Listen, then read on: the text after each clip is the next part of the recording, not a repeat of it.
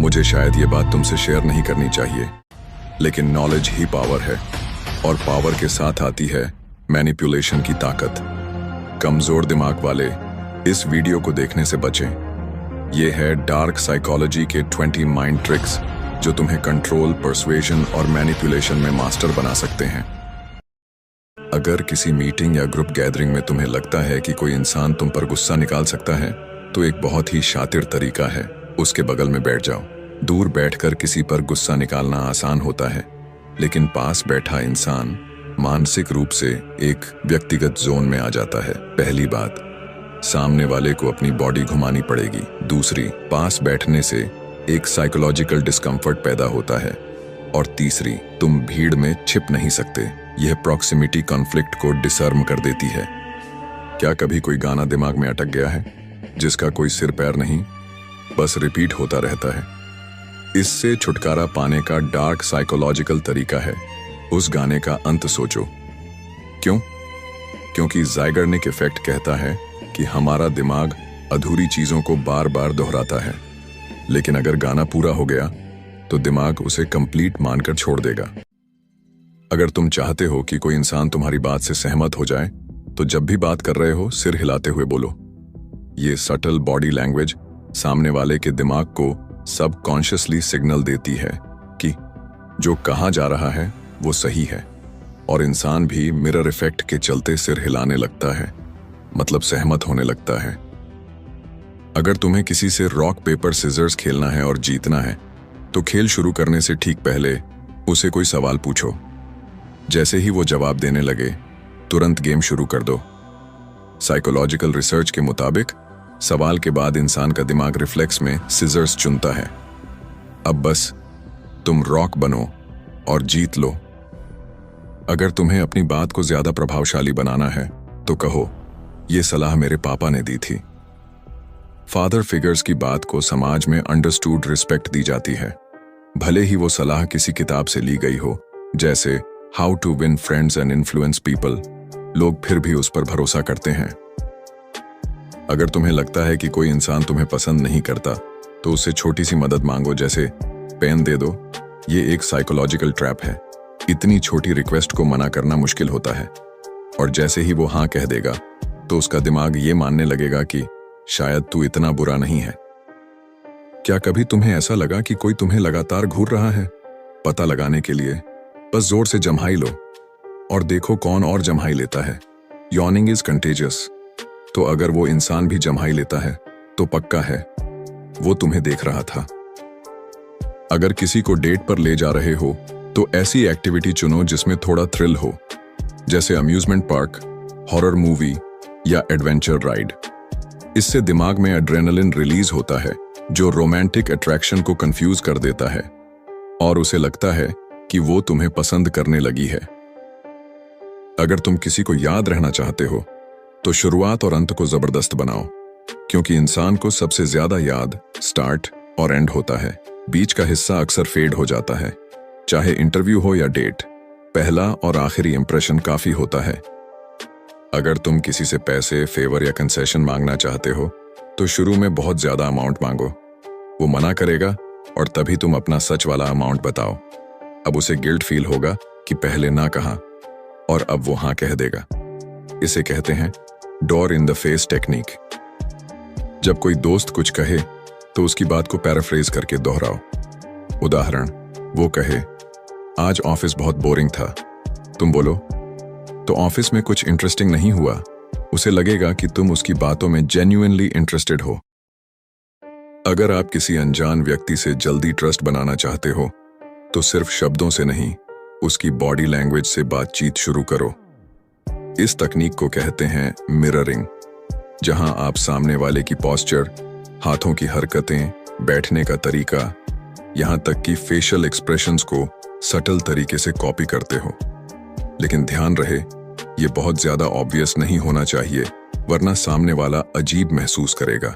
Mirroring का काम है सामने वाले को सबकॉन्शियसली ये महसूस कराना कि हम दोनों एक जैसे हैं। जब सामने वाला आपको अपना जैसा मानेगा, तब आपका पॉइंट ऑफ व्यू, आपकी बातें और प्रेजेंस ज्यादा स्वीकार की जाएगी।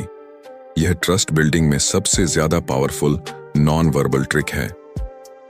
बहुत सारे लोग ये गलती करते हैं कि वो सोचते हैं सीखने के लिए सिर्फ पढ़ना और सुनना काफी है, लेकिन न्यूरोसाइंस कहता है जब हम किसी और को कुछ सिखाते हैं तब हमारा खुद का दिमाग उस चीज को सबसे अच्छे से अब्सॉर्ब करता है। इसे फाइनमेंट टेक्निक भी कहा जाता है, जहां आप किसी कॉन्सेप्ट को खुद समझकर उसे इस तरह एक्सप्लेन करो जैसे सामने वाला बच्चा हो। इससे क्या होता है, आपको क्लैरिटी आती है, गैप्स का पता चलता है और जो आपने सीखा है वो लंबे समय तक याद रहता है। डार्क साइकोलॉजी में इसका इस्तेमाल ऐसे किया जा सकता है। मान लीजिए आपने किसी पर्सुएसिव टेक्निक को पढ़ा, तो उसे तुरंत किसी दोस्त को एक्सप्लेन करो। इससे न सिर्फ आपका कंट्रोल बढ़ेगा बल्कि आपका कॉन्फिडेंस भी स्काईरॉकेट करेगा। पहली मुलाकात का पहला असर बहुत गहरा होता है और उसमें हैंडशेक क्रिटिकल रोल निभाता है। अगर आप किसी से हाथ मिलाते समय आपके हाथ ठंडे हैं तो सामने वाला आपको इमोशनली डिस्टेंट या सोशली ऑकवर्ड समझ सकता है।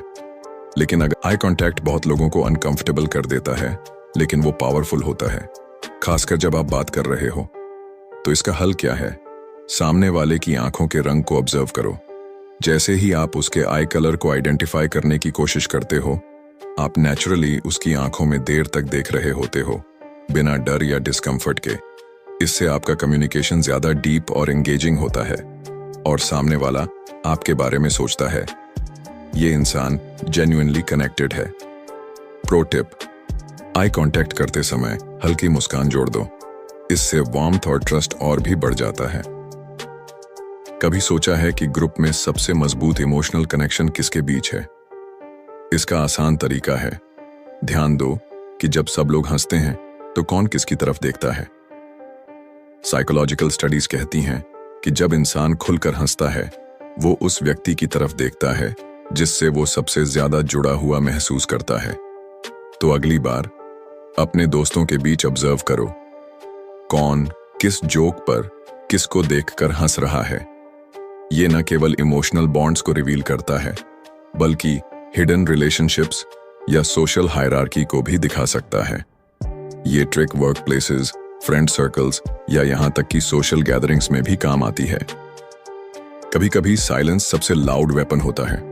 अगर कोई इंसान अधूरी बात बता रहा हो या कुछ छुपा रहा हो तो उसकी आंखों में देखकर चुप रहो। Silence plus eye contact, psychological discomfort.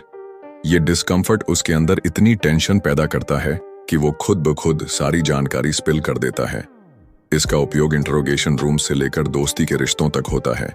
लेकिन ध्यान रहे, ये ट्रिक तब काम करती है जब साइलेंस ऑकवर्ड नहीं बल्कि इंटेंशनल हो। मतलब आपकी आंखें कहें मैं सुन रहा हूं, बोलो।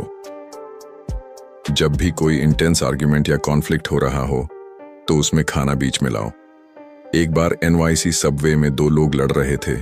एक तीसरा बंदा पिज्जा खाते हुए बीच में आ गया। वो ना चिल्लाया ना समझाया, सिर्फ पिज्जा खाता रहा और लड़ाई रुक गई। उसे नाम मिला Snack Man. Eating creates a psychological environment of calmness और फेमिलियरिटी। जब कोई इंसान खा रहा होता है वो खुद को सेफ जोन में महसूस करता है और ये इमोशन आसपास के लोगों तक भी पहुंचता है। तो अगर कभी कोई हीटेड सिचुएशन हो, कुछ खा लो या दूसरों को कुछ ऑफर कर दो, कॉन्फ्लिक्ट डिसॉल्व हो जाएगा बिना कुछ कहे। अगर आप किसी भीड़ में हो और आपको रास्ता चाहिए तो एक ही काम करो, जहां जाना है बस वहां नजरें टिकाए रखो। मत देखो सामने वाला हटेगा या नहीं, मत देखो फोन में, मत देखो दोस्तों को, सिर्फ अपने टारगेट की दिशा में लगातार देखो। साइकोलॉजिकली लोग आपकी आंखों की डायरेक्शन को फॉलो करते हैं।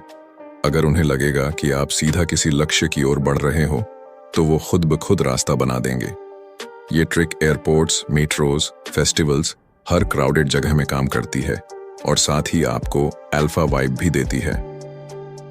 इस ट्रिक में आप किसी के सबकॉन्शियस में घुसते हो, वो भी बिना उन्हें पता चले। जब आप किसी से बात कर रहे हो तो ध्यान दो वो कौन सा वर्ड बार बार यूज करता है। जैसे मान लो कोई बार बार कहता है एक्चुअली या यू नो। अब हर बार जब वो ये शब्द कहे आप उसे सटल रिवॉर्ड दो, जैसे हल्की सी मुस्कान, सिर हिलाना या थोड़ी अटेंशन देना। ये रिवॉर्ड उस इंसान को सिग्नल देता है कि ये वर्ड अच्छा है और वो उसे और ज्यादा यूज करने लगता है। अब सोचो, अगर आप किसी पॉजिटिव या डिजायर्ड वर्ड पर ये ट्रिक लगाओ, जैसे ग्रोथ या ट्रस्ट, तो वो इंसान उस आइडिया से खुद को अनकॉन्शियसली जोड़ने लगेगा। ये है मैनिपुलेशन का सबसे रिफाइंड लेवल, जहां आप इन्फ्लुएंस कर रहे हो बिना बोले, बिना एक्सप्लेन किए। ये थे डार्क साइकोलॉजी के 20 ट्रिक्स। लेकिन असली मास्टरी तभी आती है जब आप इन सबको एथिकल और अवेयर होकर इस्तेमाल करो। अगर आपने यहां तक देखा तो अगला वीडियो देखना मत भूलना। एक्सट्रीम कॉन्फिडेंस के लिए 8 डार्क साइकोलॉजी ट्रिक्स, जहां तुम सीखोगे कैसे हर सिचुएशन में डोमिनेट करना है।